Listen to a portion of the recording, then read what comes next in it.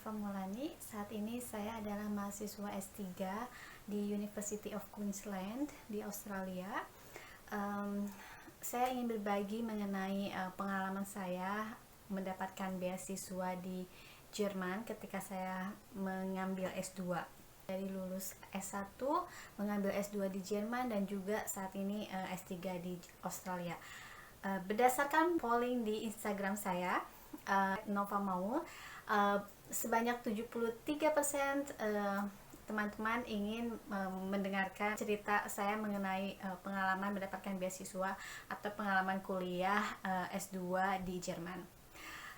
Jadi ketika saya lulusan mikrobiologi ITB mulai 2005, lulus 2009. Ketika itu saya melanjutkan 2 tahun kerja di Jakarta di suatu perusahaan swasta di bidang bioteknologi.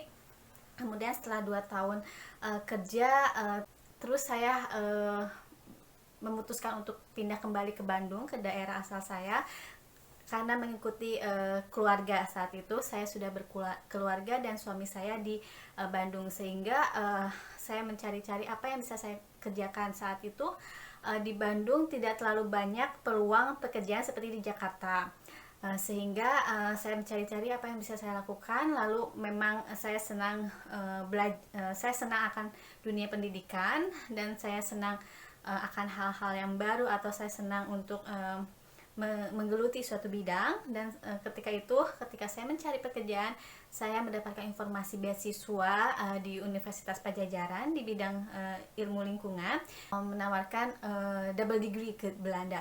Dan saat itu juga suami saya ada berencana kuliah ke Belanda, dan this is like a jackpot if I can get that scholarship. So saya apply dan saya mendapatkan kesempatan beasiswa itu dari Dikti.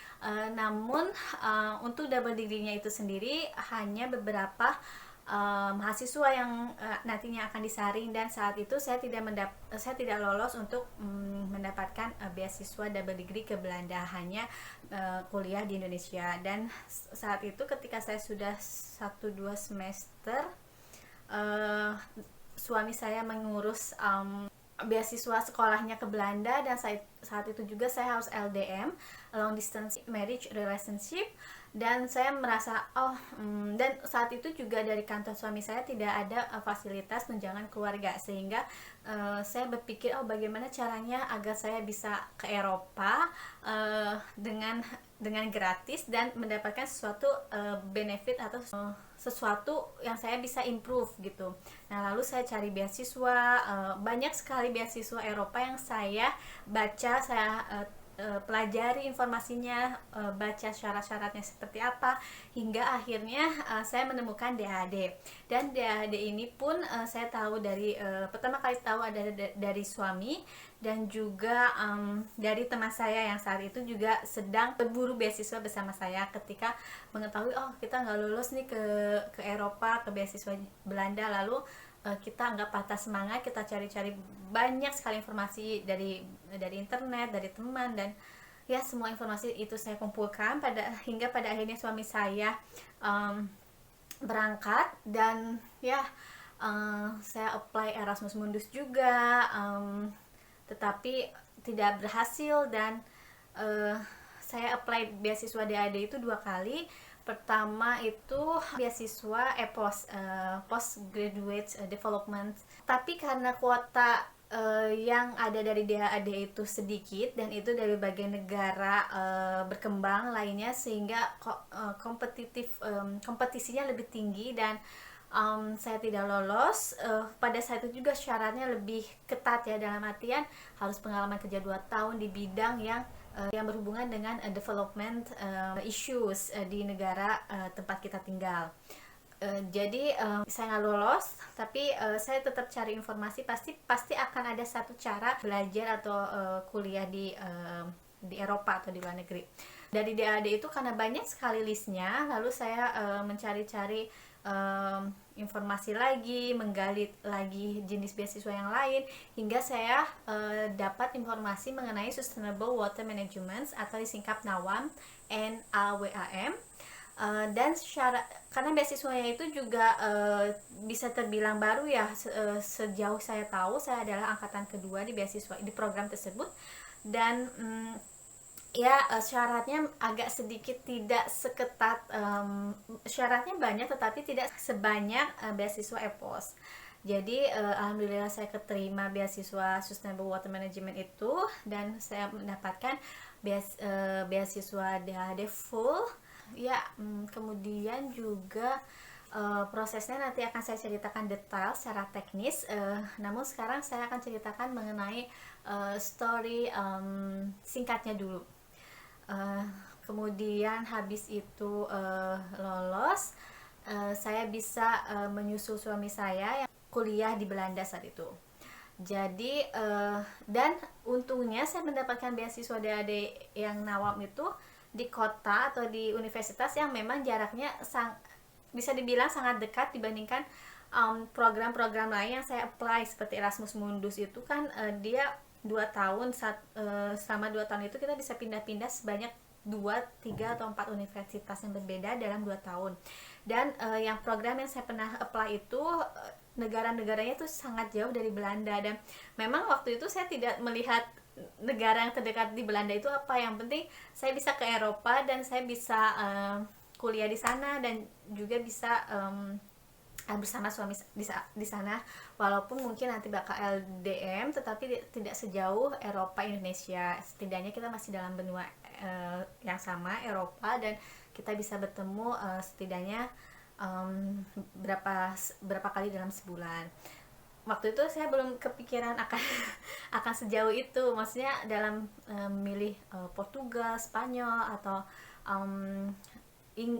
Inggris atau negara-negara Eropa bagian utara, Skandinavia. Jadi saya bersyukur sekali keterima beasiswa DAD di Universitas Duisburg Essen. Di universitas saya ada di kota Essen yang jaraknya dengan kereta itu 3 jam kurang lebih, seperti Jakarta Bandung. Jadi hampir tiap minggu kita bertemu, entah saya ke Belanda atau dia ke Essen. Nah, kemudian dari situ pertama kali saya apply beasiswa DAD Nawam itu adalah deadline-nya pembukanya Juli hingga Oktober 2012.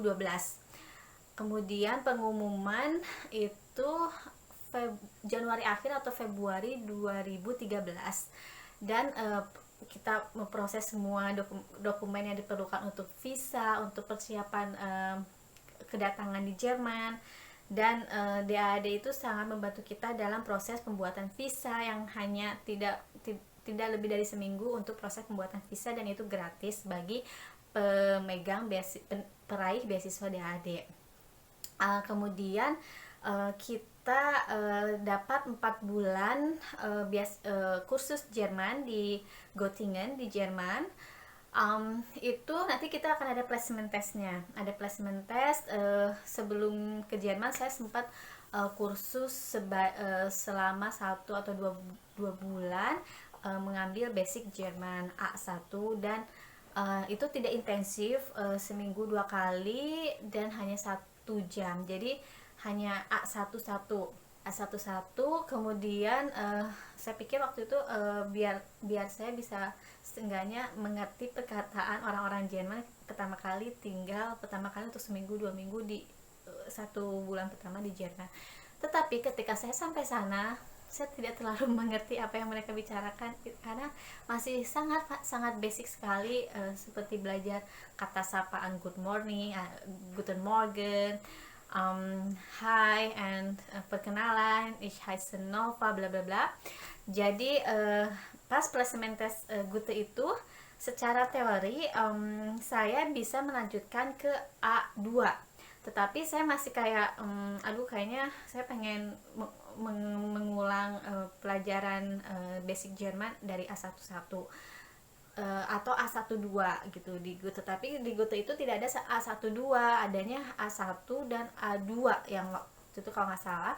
Jadi nggak ada pilihan A12, sedangkan A2 itu menurut saya terlalu gapnya terlalu tinggi karena saya hanya mengambil A11 dan itu pun tidak intensif, jarang dipakai, jadi kayak masih kurang yakin nih, jadi saya mengulang mengambil dari A11 atau A1 dari di Goethe. Dan sangat menyenangkan 4 bulan belajar Jerman di Goethe itu. Nanti saya akan ceritakan bagaimana keseruan belajar di Goethe. 4 bulan tinggal di Göttingen, kemudian saya pindah ke Essen, di mana saya akan studi S2.